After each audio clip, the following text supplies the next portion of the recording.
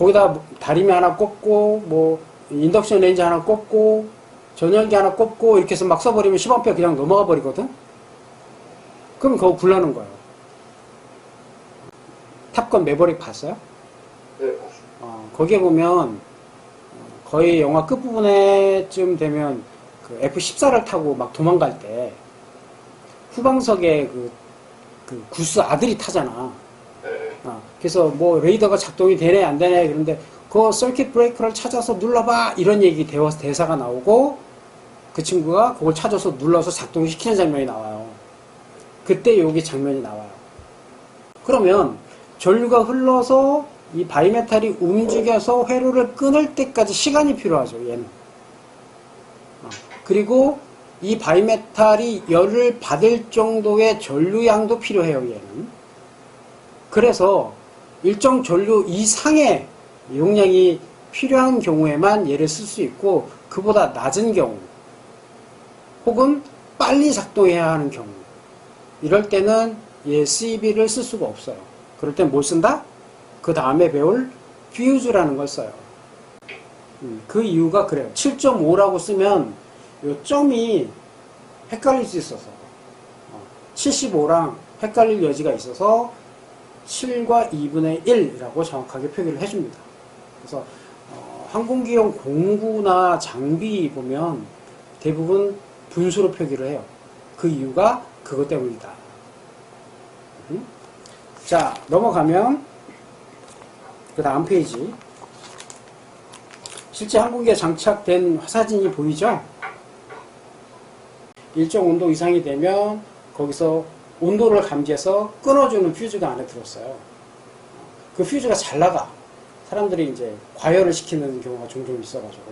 그래서 그 퓨즈가 나가버리면 아예 쓸 수가 없어서 AS를 보내야 되는데, 그것도 AS 보내는 게 좀 흔치가 않아가지고, 내가 그거 퓨즈를 교체하는 방법을 사진 찍어서 영상으로 해서 만들어갖고 이제 블로그에 올려놨더니, 내가 그거 AS 하는 사람인 줄 알고 나한테 그거 수리 의뢰가 많이 와요. 요건 멀티셀, 즉 그 안에 배터리를 구성하는 셀이 2개 이상인 경우, 이렇게 2개를 그리고 한 세트만 그린 경우엔 모노셀. 대표적인 게 이제 자동차 배터리. 자동차 배터리는 그냥 통째로 그거 하나예요. 그게 전체가 하나의 배터리다. 그렇게 이해하시면 되고, 하지만 항공기는 하나가 아니에요. 그 그림 3-2에 보면 요 오른편에 있는 요게 하나의 셀이고, 일반적인 기준으로 보면 하나의 건전지 하나다라고 생각해도 돼요. 요 건전지가 여러 개 묶여 있어요. 그 멀티셀이라고 불러요. 요 손잡이에 18650이라는 리튬이온 배터리 한 개가 들었어요.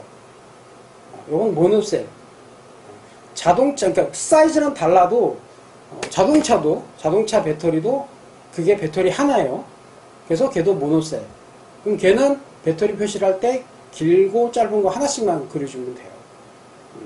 근데 2개를 그렸다. 그건 멀티셀이라는 뜻이고, 뭐 스마트폰이나, 근데 12V 배터리를 쓰는 승용차의 DC 전원은 14V예요.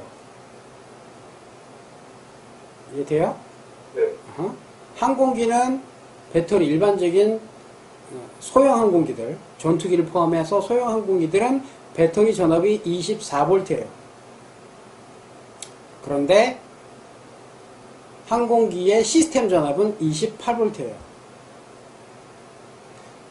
학생이 몰았던 대형 트럭은 아까 승용차에서 썼던 배터리 12V 배터리가 2개 들어간 24V짜리 배터리를 써요.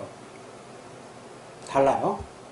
알면 알수록 더 잘 경제적으로 안전하게 쓸 수 있어요. 명색이 대학에서 전자를 전공했는데 우리 주변에서 사용하고 있는 전자제품들, 그러니까 전기용품과 전자제품도 구분을 할 줄 알아야 하고, 최소한 전자제품에 관련된 기본적인 상식은 알고 있어야 되는 게 맞는데, 대학에서 그런 거 안 가르칠 거란 얘기지. 내가 아무리 공부를 열심히 해도 얘 못 이기죠. 그래서 머릿속에 넣으려고 하지 마요. 다양한 거를 쓸 수 있는 지식을 공부해서 창의적인 생각을 해서 이런 기기들, 이런 시스템, 뭐 로봇, AI 이런 것들을 활용해 다시 공부해야 돼. 다시 무엇이든지 가르쳐 주십시오. 저 뭐든지 배울 수 있습니다. 할 수 있습니다. 이런 겸손한 자세. 그게 가장 필요할 거예요, 지금부터. 자, 다시 돌아가서 4번. 캐패시터라는 게 있어요. 이거 본 적 있나요? 이건 네. 전공이니까. 자, 그럼 아무것도 모르는 사람이 캐패시터가 뭐야? 라고 물었어. 그럼 간단하게 정의해서 설명 한번 해봐요. 현장에 나가서 일을 하다 보면 선배들은 물론이고 동료들하고 자꾸 의견 조율을 하고 소통을 해야 되는데 지금 본인 의견 얘기도 잘 못하고 생각 머리에 들어있는 거 심지어 전공으로 배운 것까지 지금 말로 표현을 못하고 있잖아. 자, 머리에 넣는 거에 익숙해져 있지 꺼내서 표현하는 거는 지금 어색해야 한다는 얘기지. 그러니까 대화가 안 되고 상대방 감정도 못 읽어내고 소통이 안 되는 거야. 근데 정작 중요한 건 그 능력이 아니라는 거지. 뭐가 문제인지 찾아낼 수 있는 능력과 고객한테 만족을 줄 수 있는 능력이에요. 종비는 잘해. 근데 맨날 고객한테 욕먹고 별점 하나밖에 못 받아? 그럼 걔 못 살아남아요. 아니, 기계 정비하는 사람은 기계만 잘하면 됐지. 왜 고객한테 별점을 받아야 돼? 이런 생각하면 그 사람이 AS 업무 할 수 있을까요? 안 되겠죠? 현장이 그래요. 근데 그게 비단 가전제품 AS만 그런 게 아니라는 거야. 거꾸로 올라가야지. 그러니까 기계, 항공기를 비롯해서 기계 분야에서 가장 위쪽 끝에 있는 회사는 어떤 회사라고 봐요? 내가 다음 주 올 때까지 기회를 줄 테니까 한번 생각 좀 해보고 고민 좀 해봐요. 자, 지금 이런 식이야. 내가 캐퍼시터에 물어봐도 그 다음에 다이오드를 물어봐도 내가 알고 있다라고 표현을 하려면 초등학생한테까지 설명해서 이해시킬 수 있을 정도로 말할 수 있어야 돼요. 그래야 현장에서 소통이 되는 거예요. 연습하셔야 돼. 지금 뭐 한국인들하고 한국말 그것도 슬랭 써가면서 일할 수 있는 곳은 저 밑바닥이야. 올라가야 된다 그랬죠. 위로 올라가면 외국인들하고 같이 일할 수 있어야 돼요. 영어는 기본이야. 영어로 뭐 프리토킹이 된다 이게 아니에요. 프리토킹 안 돼도 되고 토익 점수 없어도 돼. 지금 여기 글로벌 기업 들어가서 외국계 회사에서 외국인들하고 일하고 있는 대부분 애들 영어 점수도 없는 애들이 많아요. 근데 어떻게 들어갔느냐?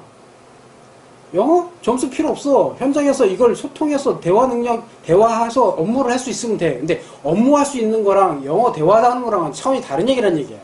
기계 분야에서 최고의 직업, 내지는 직장이 어떤 회사일 거냐라고 본인이 스스로 고민을 해서 그 답을 한번 찾아보시고, 두 번째, 렉티파이어를 초등학생한테 이해되게끔 설명할 수 있는 내용을 글로 한번 써보라. 그냥 검색해서 나오는 건 아무리 초등학생한테 설명해줘봐야 이해 못하죠. 그쵸? 초등학생이 이해할 만큼 쉽게 풀어서 설명해줄 수 있어야 해요. 이거 어려울 거예요, 생각보다. 두 가지가 과제입니다. 그러니까 이번에 한번 좀 다시 한번 정확하게 한번 보고 다음 주에 나한테 딱 설명도 할 수 있어야 돼요. 그러면 그 다음에 트랜스포머까지 할 거야. 그럼 트랜스포머 렉티파이어가 뭔지 또 내가 설명을 할 거니까 그건 차차 진행이 될 거고 이제 일주일 동안 고민도 좀 해보고 아마 다음 주에 또 이렇게 여담으로 이런저런 얘기하면서 어떤 회사 갈 거냐 이런 질문 또 한 번 내가 할 수도 있어서 그럼 조금 더 구체적인 이야기가 좀 나오면 나도 거기에 대해서 조금 더 도움되는 말 내가 해줄 수도 있으니까